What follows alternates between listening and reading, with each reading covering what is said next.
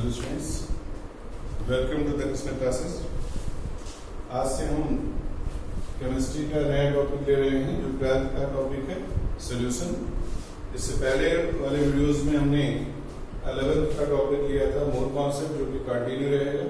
और 12th का जो पार्ट है ये नीट और जेईई के स्टूडेंट्स के लिए ये भी आपका कंटिन्यू चलता रहेगा। दोनों टॉपिक हमारे पैरेलल चलेंगे, एक उधर आपका 11th का और ये 12th। तो टॉपिक पे आते हैं solution. Solution is the most important component of everyday life. आप सभी जानते हैं सॉल्यूशन जो है वो बहुत इंपॉर्टेंट पार्ट है हमारे जनरल लाइफ का। हम नॉर्मली सुबह से शाम तक तमाम सॉल्यूशंस यूज करते हैं और इनकी एक डेफिनेट कंसंट्रेशन हमारे बॉडी के लिए भी रिक्वायर्ड होती है। जैसे आपके टीथ में ये फ्लोराइड का कंसंट्रेशन 1 ppm तक है तो टीथ को स्ट्रेंथ करता है, लेकिन यदि 1 ppm से ज्यादा फ्लोराइड का कंसंट्रेशन हो जाता है तो क्या होता है, दांत खराब होने लगते हैं। हमारे बॉडी में तमाम तरह के सॉल्यूशंस पाए जाते हैं, जैसे ब्लड में, सेल के प्लाज्मा में पाया जाता है। कुछ सॉल्यूशंस ऐसे होते हैं जिनका पीएच जो है मेंटेन रहता है, जिसे हम बफर कहते हैं। बफर एक्शन प्रॉपर्टी हमारे बॉडी के सॉल्यूशंस में पाई जाती है। स्पेशली ब्लड में ये प्रॉपर्टी सबसे ज्यादा पाई जाती है क्योंकि वो अपना पीएच मेंटेन रखता है। खैर पीएच क्या है आगे हम सॉल्यूशन में ही बताएंगे और कंसंट्रेशन को ही डिस्कस करेंगे। पहले हम इसकी डेफिनेशन ले लेते हैं कि आखिर सॉल्यूशन है क्या। जनरल लाइफ में हम सॉल्यूशन को मानते हैं कि किसी सॉलिड को लिक्विड में डिसॉल्व कर दो और सॉल्यूशन बन गया, मतलब सॉलिड लिक्विड कंपोनेंट को ही हम सॉल्यूशन मानते हैं। जनरल लाइफ में हम सॉलिड डिसॉल्व इन लिक्विड उसको सॉल्यूशन मानते हैं, लेकिन ऐसा नहीं। गैस टू गैस सॉल्यूशन होता है, gas to liquid, gas to solid, liquid to liquid, liquid to gas, liquid to solid, and solid to gas, solid to liquid, and solid to solid. Means all these physical state mixed up together to form solution. It means solution may be defined as the mixture of two components of pure substance. Mixture of two components of pure substance is called solution. यानी pure form में दो component का जो mixture है, ये उस mixture को मिला दिया जाए तब जो हमें मिलेगा उसको हम क्या कहेंगे, सॉल्यूशन। अब एक वर्ड हम यूज कर रहे हैं प्योर फॉर्म, क्यों? क्योंकि सॉल्यूशन आपके लिए एक ऐसा मिक्सचर होगा जिसकी कंसंट्रेशन आपको मालूम होनी चाहिए। अब जब हम प्योर फॉर्म नहीं मिला रहे हैं, आपने एक बर्तन में क्लोरोफॉर्म, एसिटिक एसिड, वाटर तमाम चीजें मिला दी, दूसरे में सोडियम क्लोराइड, ग्लूकोज सब मिला दिया, अब सबको मिक्स कर दिया, फिर सॉल्यूशन किस चीज का है और किसमें कौन सी कंसंट्रेशन है, कुछ नहीं पता। यानी सॉल्यूशन ऑलमोस्ट ऐसा होना चाहिए जिसमें हमें कंपोनेंट की कंसंट्रेशन मालूम होनी चाहिए। इसलिए हम कहते हैं it is a mixture of two component. ये दो कंपोनेंट का मिक्सचर है लेकिन वो प्योर स्टेट में होनी चाहिए। It is called solution. जैसे आपको मैंने बताया तमाम सॉल्यूशन हम जनरल लाइफ में जो यूज करते हैं, आप कुछ नहीं करिए, शुगर को वाटर में डाल दीजिए, ये भी सॉल्यूशन बना। Sugar to water solution, NaCl को वाटर में डाल दीजिए, सॉल्यूशन बना। फिर तब आप ये कहेंगे कि आप तो सॉलिड को लिक्विड में ही डाल रहे हो, ऐसा नहीं है। सॉल्यूशन ये भी है, आप कॉपर प्लस जिंक का एलॉय लेते हो, ये भी solution. Solid to solid solution है, जितने एलॉयज हैं सब सॉल्यूशन है, ये भी सॉल्यूशन है। आपके एटमॉस्फेयर में जो गैसेस हैं, गैसियस गैसियस मिक्सचर जो हमारा है, जैसे O2 प्लस N2 और CO2, ये जो मिक्सचर ले रहे हो ये भी सोल्यूशन। यानी अब हम एक चीज को बिल्कुल छोड़ देंगे कि हम ये कहें कि solid plus liquid equal to solution. यानी अब सभी कंपोनेंट्स जो हैं उनकी फिजिकल स्टेट के आधार पर मिक्सअप होकर सोल्यूशन बना सकते। तो ये बात आई कि केवल सोल्यूशन क्या है। अब हम आते हैं सोल्यूशन की प्रॉपर्टीज क्या है। हमारे जनरल लाइफ में सोल्यूशन का यूज क्या है वो आपको हमने बताया कि जनरल लाइफ में हर टाइम आप सुबह उठते हैं तब से सोल्यूशन यूज करते हैं। जनरली भाई हम सुबह उठते हैं, यदि हमें क्या करना हुआ भाई एक टाइप का स्टार्टिंग कहाँ करते हो, जनरली सब लोग जब उठते हैं तो मंजन जरूर करते होंगे, और यदि मंजन करते हैं तो मंजन क्या है, वो भी एक सोल्यूशन है। जेल है, जेल क्या है, लिक्विड डिस्पर्स्ड इन सॉल्ट। आप जेल यूज करते हो, मंजन करते हो, ठीक है। फिर उसके बाद में क्या नहाते हो, शैम्पू यूज करते हो, वो भी एक प्रकार का सोल्यूशन है। शैम्पू यूज करते हो, उसके बाद खाने पीने की चीज यदि नहाते हैं तो शैम्पू यूज करते हैं, क्रीम यूज करते हैं, नाश्ता करते हैं तो चलिए आप बटर यूज करते हैं। वो सारी चीजें क्या है, वो भी एक प्रकार का सोल्यूशन ही है। आगे कोलाइड में और डिटेल बताएंगे उसको सरफेस केमिस्ट्री में। तो ये जनरल लाइफ में इसका बहुत ज्यादा यूज है और हमारे बॉडी में ही सोल्यूशन ही सबसे ज्यादा है। ये सब आप लोग जानते हैं कि बॉडी में ठोस पार्ट कम है, सोल्यूशन ज्यादा है। अब हम आते हैं, तो ये सोल्यूशन की डेफिनेशन हुई। अब हम आते हैं सोल्यूशन की properties. Properties of solution. Property बताने से पहले हम एक और चीज बता दें, component. Solution mainly constituted by two component. Solution में दो कंपोनेंट होते हैं और वो कौन कौन से, solute plus solvent. Solute plus solvent equal to solution होता है। यानी हमारे पास किसी भी सोल्यूशन में दो कंपोनेंट होते हैं। अब वो निश्चित करता है उसकी extent. Means solute is always less than solvent. Solute हमेशा सॉल्वेंट से कम होगा। मतलब आप ये कह लो कि जो कम होगा वही सॉल्यूट, जो ज्यादा होगा वो अपने आप सॉल्वेंट हो जाएगा। जैसे आप 100 ग्राम चीनी को पानी में मिलाते हो तो आपका जो चीनी है, शुगर क्या है, वो सॉल्यूट हो जाएगा, और पानी वाटर क्या होगा, वो सॉल्वेंट हो जाएगा।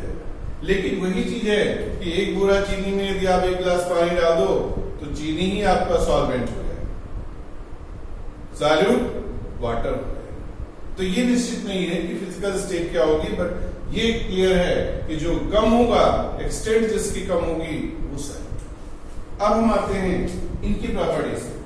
प्रॉपर्टीज में फर्स्ट पार्ट यही है कि solute is always less than solvent. फिर दूसरी चीज हम कहते हैं कि फिजिकल स्टेट, जब आप कुछ चीज घोलते हो, पानी में नमक घोल दिए, शुगर घोल दिए, तो क्या हुआ, सब लिक्विड। मतलब physical state of both the component are same in the solution. Solution में दोनों कंपोनेंट की फिजिकल स्टेट सेम होगी। मतलब सॉल्यूट और सॉल्वेंट जब सॉल्यूशन बनाएंगे तो दोनों एक ही फिजिकल स्टेट में आ जाएंगे, यानी दोनों की फिजिकल स्टेट सेम हो जाएगी। इसके साथ साथ हम एक और टर्म यूज करते हैं, solution are monophasic, both the component are monophasic. इसमें बहुत माइन्यूट डिफरेंस होता है। मैंने आपको बताया है कि फिजिकल स्टेट और फेज में बहुत थोड़ा सा डिफरेंस होता है। फेज क्या होती है, आपको एग्जाम्पल लेके बता दे रहे हैं। एक्चुअल में क्या होता है, फिजिकल स्टेट और फेज में बहुत ज्यादा डिफरेंस नहीं होता है। हम कह रहे हैं दोनों एक फेज में हों और दोनों इसकी फिजिकल स्टेट से हों। फेज का मतलब होता है कि physically distinct and mechanically separable independent state को हम कहते हैं फेज। तो अब जैसे solid liquid gas 3 physical state हैं, लेकिन फेज 3 से ज्यादा हो सकती है। जैसे सल्फर की 3 फेजेस हैं, सॉलिड लिक्विड और गैस, लेकिन सॉलिड की 3 फिजिकल स्टेट हैं, लेकिन सॉलिड स्टेट की 2 फेजेस हैं, मोनोक्लिनिक और रोम्बिक। अब दोनों में क्या अंतर है?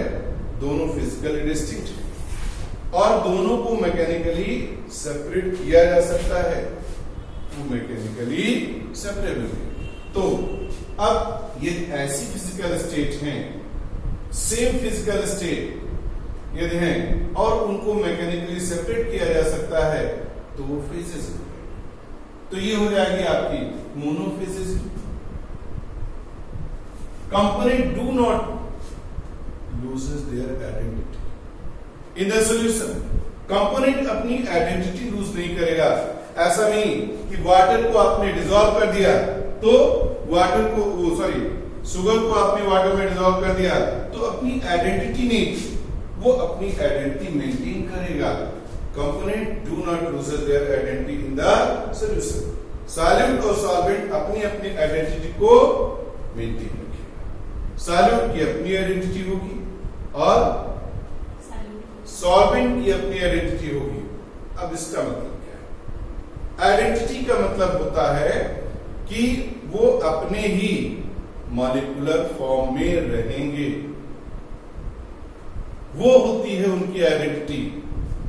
किसी भी कंपाउंड की आइडेंटिटी क्या होती है? उसका मॉलिक्यूलर फॉर्म, उसका स्ट्रक्चर।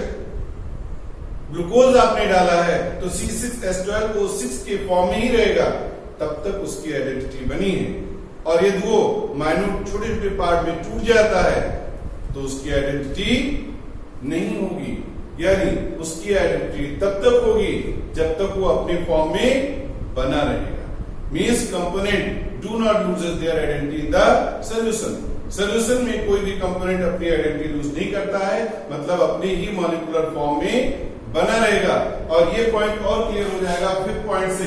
फिफ्थ पॉइंट क्या है कि solute do not react to each other. Solid and solvent both component do not react with each other. यानी जब आपने वाटर में शुगर डाल दिया तो शुगर और वाटर कभी एक दूसरे से रिएक्शन नहीं करना चाहिए। यदि रिएक्ट करेंगे तो सॉल्यूशन नहीं बनेगा, तब तो आपका नया कंपाउंड बन जाएगा, प्रोडक्ट बन जाएगा। तो ऐसा नहीं होना चाहिए। जैसे आपको मिलता है कि कैल्शियम कार्बोनेट को पानी में डाल दीजिए, तो पानी में डालने के बाद उसका सॉल्यूशन नहीं बनेगा, वो तो कैल्शियम हाइड्रोक्साइड बना देगा। NaCl को पानी में डाल दीजिए, वो रिएक्शन नहीं करेगा, NaCl के फॉर्म में रहेगा। ठीक है, यानी अब ये आपका क्या होगा कि सॉल्यूशन बनेगा। क्लियर? तो ये सॉल्यूशन होगा, अब ये सॉल्यूशन की प्रॉपर्टीज। अब हम आते हैं सॉल्यूशन के बाद, सॉल्यूशन के डेफिनेशन और प्रॉपर्टी के बाद में हम आते हैं type of solution and classification of solution. देखते हैं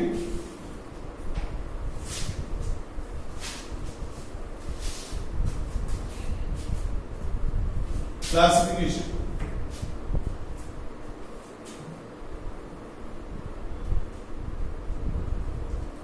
type of solution.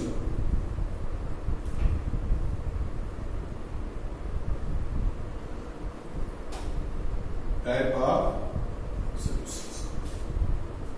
Solutions may be classified in several ways on the basis of size, on the basis of concentration, on the basis of solubility, on the basis of affinity, on the basis of physical state. तो ये चीजें हैं। अब हम इनको classify कैसे करते हैं ये देखते हैं। पहला क्लासिफिकेशन है classification based on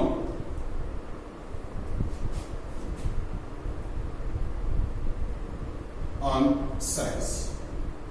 साइज के बेस पर हम कैसे क्लासिफाई करते हैं? On the basis of size, solutions may be classified into 3 classes।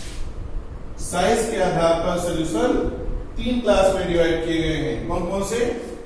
True solution, suspension and collides.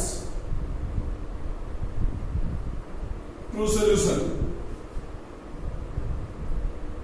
Collides and suspension. True solutions क्या हैं? True solutions are those in which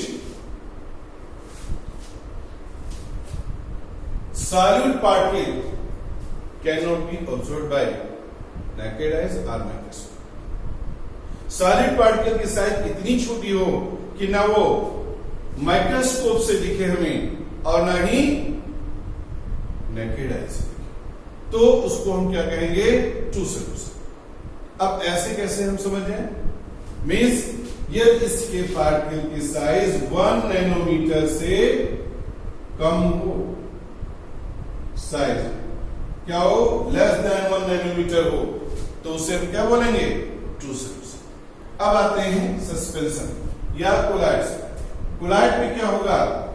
if size is 1 nanometre to 100 nanometre, तो इसे collide कहेंगे।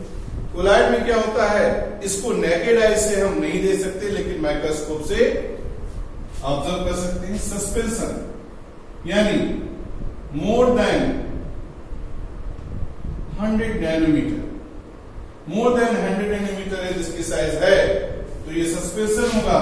ये naked eye से भी दिखेगा और माइक्रोस्कोप से तो दिखेगा।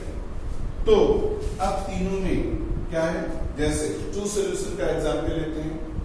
आपने नमक को पानी में मिला दिया, घोल दिया, नमक कहां गया? नहीं दिखेगा, चाहे माइक्रोस्कोप ले लीजिए चाहे खुद देखिए। कोलाइड्स में क्या करें?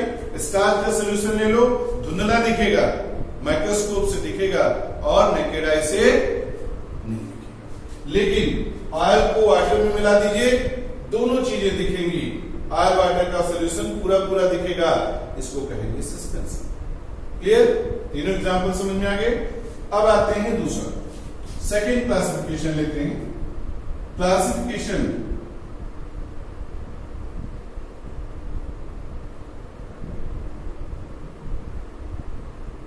based on concentration, कंसंट्रेशन के बेस पर। अब कंसंट्रेशन टर्म क्या है? आगे हम बहुत डिटेल में कंसंट्रेशन और उसकी यूनिट अगले वीडियोस में बताएंगे, अभी तो इंट्रोडक्शन है। उसमें कंसंट्रेशन का पूरा एक फुल वीडियो होगा आपका, जिसमें पूरी कंसंट्रेशन और उसकी यूनिट बताएंगे, लेकिन यहां पे थोड़ा सा बता दें। कंसंट्रेशन क्या होता है? Amount of solute present per unit volume of solvent, this is concentration.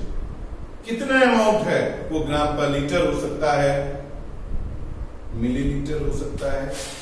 ये कई इसके यूनिट्स हैं जिनको हम आगे यूज करेंगे। तो अमाउंट ऑफ सॉल्यूट प्रेजेंट पर लीटर ऑफ सॉल्वेंट, उसे हम कहेंगे concentration.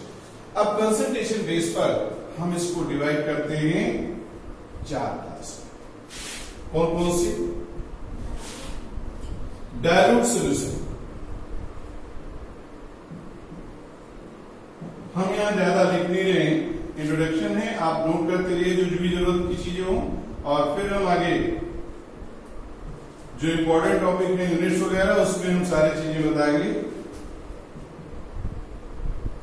Saturated solution and fourth is your super saturated solution. तो पहले आते हैं डाइल्यूट सॉल्यूशन पे। डाइल्यूट सॉल्यूशन का मतलब यह है कि सॉल्वेंट हमारी बहुत कम एक्सटेंट में पाया जाए, ये सॉल्यूट सॉल्वेंट में बहुत कम एक्सटेंट में पाया जाए, तो उसे हम कहते हैं डाइल्यूट। क्या हो? इसकी कंसंट्रेशन 10⁻⁻5 से कम हो। अब ये क्या है? मोलैरिटी, मोल। 10⁻⁻5 से कम हो तो उसे डाइल्यूट बोलेंगे। अब इससे ज्यादा हो तो कंसंट्रेट, उसको क्या कहते हैं? Concentrate solution. ठीक है। कंसंट्रेशन में भी कई टर्म है। कंसंट्रेशन में क्या है? कई चीजें आती हैं, सैचुरेशन और सुपर सैचुरेशन। ये कंसंट्रेटेड का ही पार्ट है। अब हम क्या करते हैं, तीसरा लेते हैं सैचुरेटेड। सैचुरेटेड क्या है? सैचुरेटेड के लिए हम कहते हैं, एक एग्जांपल लेते हैं कि जैसे हमने क्या, एक गिलास पानी लिया, उसमें हम शुगर डालते गए और उसको डेफिनेट टेम्परेचर पे क्या करते, स्टाइल डेफिनेट टेम्परेचर पे ऐसे बोलते गए और एक डेफिनेट टेम्परेचर पे वो शुगर उसमें घुलती गई। लेकिन एक कंडीशन ऐसी आई कि जब शुगर का घुलना उसमें बंद हो जाएगा और उस कंडीशन को क्या कहेंगे, सैचुरेशन पॉइंट, और वो सॉल्यूशन हमारा सैचुरेटेड। मतलब सैचुरेटेड क्या है, the solution in which no excess solute can be added at a particular temperature, this is called saturated solution. उसमें और सॉल्यूट ऐड ना किए जा सके एक निश्चित टेम्परेचर पे, तो उसको हम क्या कहते हैं, सैचुरेटेड सॉल्यूशन। जैसे रूम टेम्परेचर में हम NaCl बोल रहे थे, शुगर बोल रहे थे, किसमें, वाटर में, और वो घुलना बंद हो, यानी वो सैचुरेटेड। अब सुपर सैचुरेटेड क्या है? जब सैचुरेटेड सॉल्यूशंस में क्या होता है, when extra solute can be added in saturated solution by changing in their temperature, this is called super saturated solution। वो आपका सुपर सैचुरेटेड है। तो ये हो गया हमारा नेक्स्ट क्लासिफिकेशन। अब आते हैं थर्ड क्लासिफिकेशन पे। थर्ड क्लासिफिकेशन है आपका ऑन द बेसिस ऑफ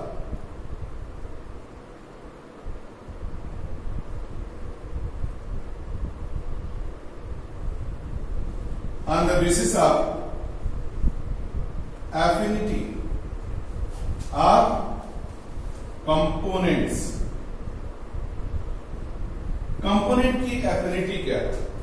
ये कंपोनेंट क्या है, सॉलिड और सॉल्वेंट। ये कंपोनेंट की एफिनिटी हम देखें तो जब दोनों की एफिनिटी बराबर होगी कि वो आपने किसी चीज को पानी में घोल दिया, अब उस सॉलिड की एफिनिटी है कि पानी के साथ वो घुल जाए, और वाटर की एफिनिटी उसके साथ है कि वो पूरी तरह वाटर को या उस शुगर को डिसॉल्व कर ले अपने आप में।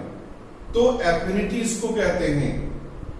और यदि एफिनिटी आप दोनों की 100% है तो क्या होगा, it result the formation of homogeneous solution.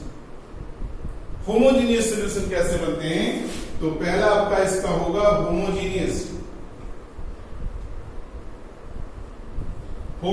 solution when solute particles uniformly distributed throughout the solution, solute uniformly distributed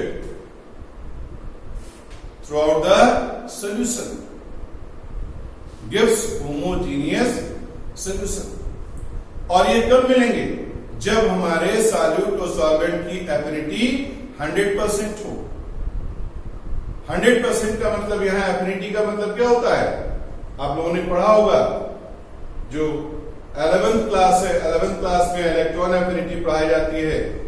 affinity का मतलब यह है बंधुता, यानी ये दोनों साथ रहना चाहते हैं कि नहीं, ये दोनों की एक दूसरे के साथ एफिनिटी होगी तो ये एक साथ रह सकते हैं, सोल्यूशन अच्छा बनाएंगे। और एक दूसरे से एफिनिटी नहीं होगी तो एक साथ नहीं रह सकते। एक साथ आप डाल भी देंगे उनको तो दोनों अलग अलग पड़े रहेंगे। समझ में आया? अब आप देखिए, तो होमोजीनियस में क्या होता है, आप NaCl को वाटर में डाल दो होमोजीनियस बनाने का, क्योंकि इसमें NaCl की एफिनिटी है आयनिक है कि वाटर में डिसॉल्व हो जाए, और इसकी एफिनिटी ये है कि ये आयनिक और नॉन पोलर दोनों से रिएक्शन कर देता है। अब यहाँ पे दोनों को डिसॉल्व करता है। शुगर को यदि हम देखें वाटर के साथ तो ये भी आपका होमोजीनियस बना देता है।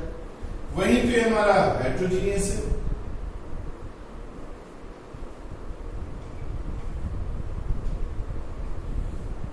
हेटेरोजीनियस सॉल्यूशंस क्या है?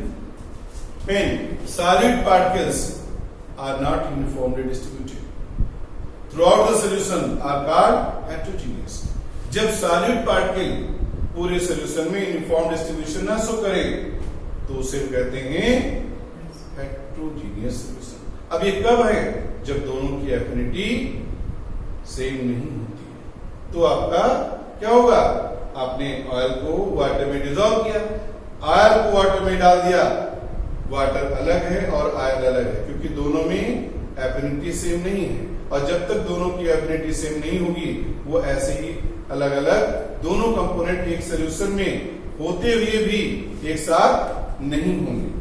तो ये आपकी हुआ ऑयल प्लस वाटर, इसको कहते हैं हम heterogeneous solution.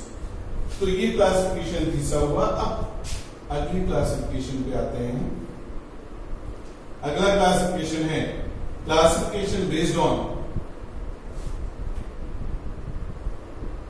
Physical state.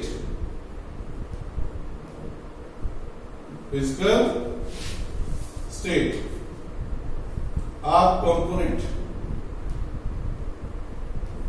Component की फिजिकल स्टेट के आधार पर हम उनको क्लासिफाई करेंगे। कंपोनेंट्स हम ले लेते हैं। यहां पे देखिए कंपोनेंट्स हमारे ये होंगे सॉल्यूट, सॉल्वेंट, सॉल्यूशन और example.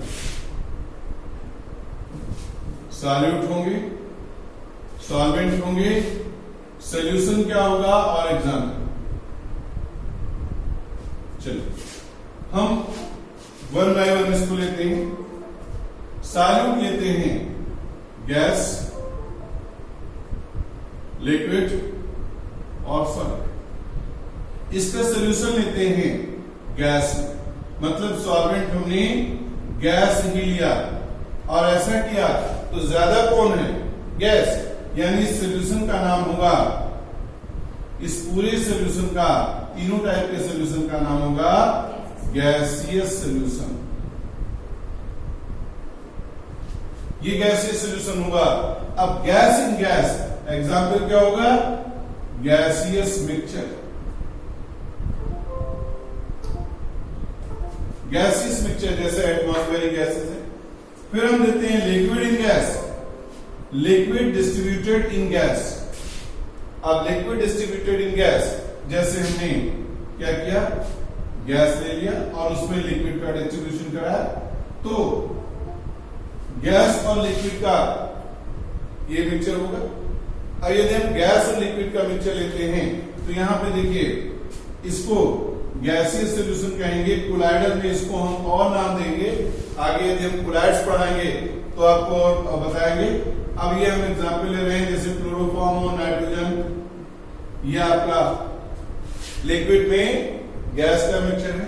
Solid in gas, solid in gas जैसे स्मोक, स्मोक में क्या होता है? Carbon in gaseous mixture.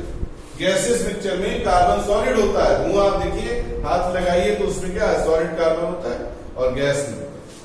फिर हम आते हैं गैस, लिक्विड और सॉलिड।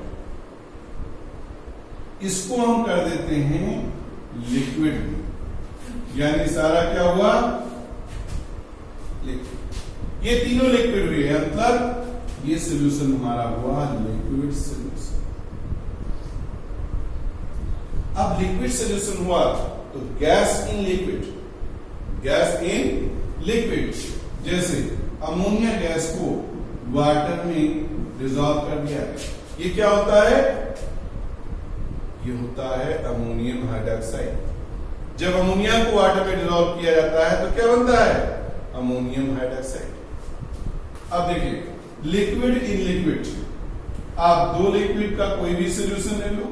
हमने अल्कोहल ले लिया और वाटर लिया, ये ऐसा सॉल्यूशन है ज्यादातर सब लोग यूज करते हैं। नेक्स्ट आपका क्या है?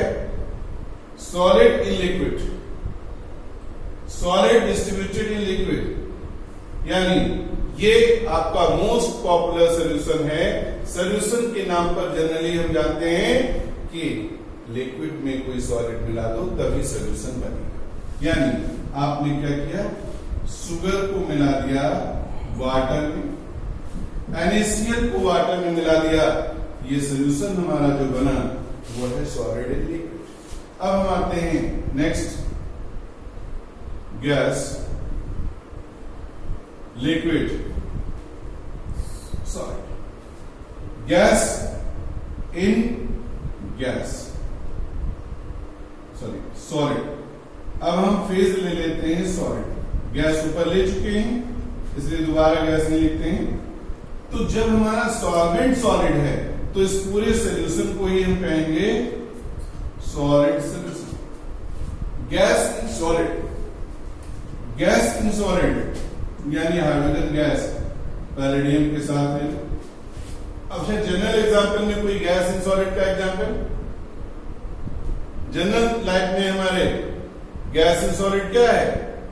जितने भी आपके बेकरी आइटम है जैसे केक है, फॉर्म है, वो सब क्या है? गैस इन सॉलिड है। Liquid in solid, liquid distributed in solid, ये आपका क्या है? लिक्विड इन सॉलिड का मतलब यह है कि हमारे पास एक सॉलिड हो और एक लिक्विड। केमिकल एग्जांपल आपको हम बता रहे हैं जैसे सोडियम अमलगम Na+H, लेकिन आपको पता है जितनी भी जेल हैं कोलाइड में बताएंगे लिक्विड डिस्ट्रीब्यूटेड इन सॉलिड, इसको सेमी सॉलिड बोलते हैं। जितना जेल है, जैम, जेली, बटर, वो सब आपका लिक्विड इन सॉलिड है। अब हम आते हैं solid in solid. Solid in solid मतलब बोथ कंपोनेंट आर सॉलिड। अब यहां दो चीजें आती हैं, सॉलिड इन सॉलिड सभी नहीं बनाते। सॉलिड इन सॉलिड के लिए एक टर्म आता है कॉन्ग्रेंट और इनकॉन्ग्रेंट, जो आगे हम फेजेस में पढ़ाएंगे आपको। जैसे आप ये चाहिए कि सभी धातुओं को, सभी मेटल्स को मिलकर एलॉय बना दिया जाए, इसका एग्जांपल क्या है? एलॉयज। जो मिश्र धातुएं हैं, चाहे वो ब्रास हो, चाहे ब्रांज हो, जो भी है, ये दो मेटल्स को मिला के जो आपको बनाया जाता है, स्टील आप देखते हैं, उन सब को हम क्या बोलते हैं? उसको एलॉयज कहते हैं, यानी सॉलिड सॉलिड। लेकिन सॉलिड सॉलिड के लिए जरूरी यह है कि ये क्या होना चाहिए? They must have congruent melting point. उन सॉलिड में कॉन्ग्रुएंट मेल्टिंग पॉइंट होना चाहिए, मतलब आप जिसका चाहो उसको मिला करके एलॉय नहीं बना सकते। क्लियर? तो ये हुआ हमारा क्लासिफिकेशन ऑफ सॉल्यूशन। पहले टाइप हमने क्लासिफाई किया साइज के आधार पर, टू सॉल्यूशन, कोलाइड और सस्पेंशन। दूसरा क्लासिफिकेशन डाइल्यूट, कंसंट्रेशन, सैचुरेटेड और सुपर सैचुरेटेड, कंसंट्रेशन के बेस पर। तीसरा क्लासिफिकेशन हमने एफिनिटी बताई कि सॉलिड और सॉल्वेंट सॉल्यूशन तब बनाएंगे जब एक साथ रहना चाहेंगे, उनके बीच एफिनिटी होगी। यदि उनके बीच एफिनिटी नहीं होगी तो एक साथ रहते हुए भी नहीं होंगे, जैसे ऑयल इन वाटर, ये दोनों ऐसे ही पड़े रहते हैं। अब यहां पे नेक्स्ट आपका क्या होगा? फिजिकल स्टेट ऑफ कंपोनेंट की फिजिकल स्टेट पर के बेस पर हम तीन टाइप में, गैसियस, लिक्विड और सॉलिड, जिसमें तीन टाइप के सॉल्यूशंस ये हैं, यानी 9 टाइप के सॉल्यूशन है, और इनको ही हम नॉमिनेट करेंगे, डिस्क्राइब करेंगे आगे जो है सरफेस केमिस्ट्री में। तो ये हो गया आपका इंट्रोडक्शन और क्लासिफिकेशन ऑफ सॉल्यूशन। अब नेक्स्ट वीडियो में, नेक्स्ट लेक्चर में कल हम आपको कंसंट्रेशन और कंसंट्रेशन यूनिट ऑफ सॉल्यूशन पढ़ाएंगे।